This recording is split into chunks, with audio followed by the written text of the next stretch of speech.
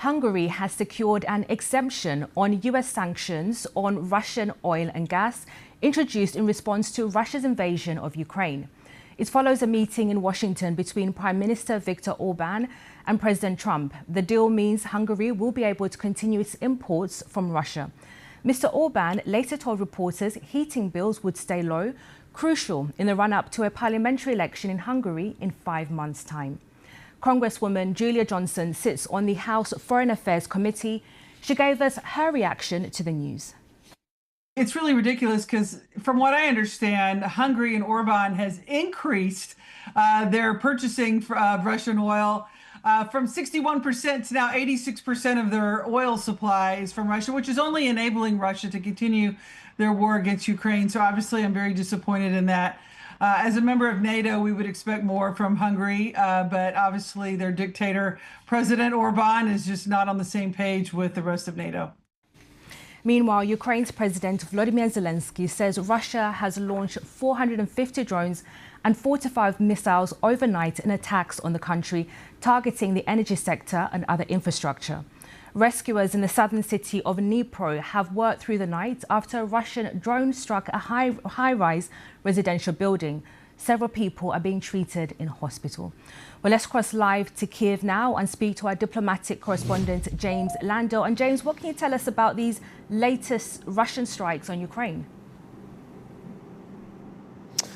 Well, good morning. Yeah, they were a pretty substantial, significant attack, a combined attack, as you say, involving about 450 unmanned aircraft, largely the now infamous Shahed drones, and about 45 missiles, a lot of them ballistic missiles, targeted primarily at energy infrastructure, we're told by the Ukrainian authorities, but also, as you say, some of them have also hit civilian infrastructure, the most significant of which was a residential block in Dnipro, where we now know that 2 people have died and around 11 are injured. So quite a significant strike there. And I think what was interesting about this one is that it was very comprehensive and it was geographically spread. There was an awful lot of attacks against an awful lot of targets across the country. To give you the stats, according to the Air Force, of all the missiles that got through, 26 hit their targets and 52 unmanned aircraft hit their targets in 25 separate locations. So that gives you just a sense of the scale of the overnight attack. And James, just going back to that news coming into us from the US, President Trump's decision to exempt Hungary from these latest US sanctions on Russian energy companies, how much will this weaken these latest US sanctions?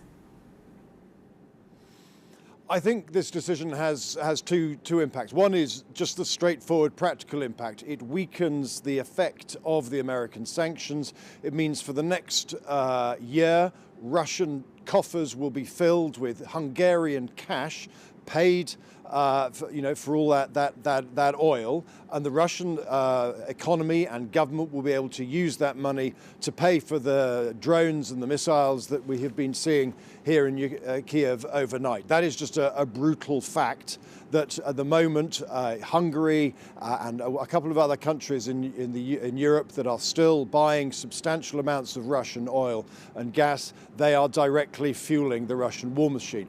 But I think also it just will undermine the diplomacy. I think the Europeans had hoped that when they had finally got the Americans, after all these years, to impose substantive sanctions on 2 key Russian oil manufacturers, the largest firms, 2 of the largest firms in Russia a few weeks ago, that had a real impact. It's meant a lot of countries around the world are thinking again, rejigging their plans. The 2 companies are having to sell off all their assets in Europe. It was sanctions with real teeth, and I think this exception will weaken that democratic impact. And we've already had some reaction from the Ukrainians. This morning, Volodymyr Zelensky, as well as talking about the overnight attacks, the president also said this. He said, and I'm quoting here, "Russian strikes show that pressure must be intensified. There must be a sanctions response targeting all Russian energy with no exceptions." And that's the key phrase, with no exceptions. President Zelensky is saying that less than 24 hours after Donald Trump made an exception. James, thank you for bringing us up to date. That's our diplomatic correspondent, James Landell in Kyiv there.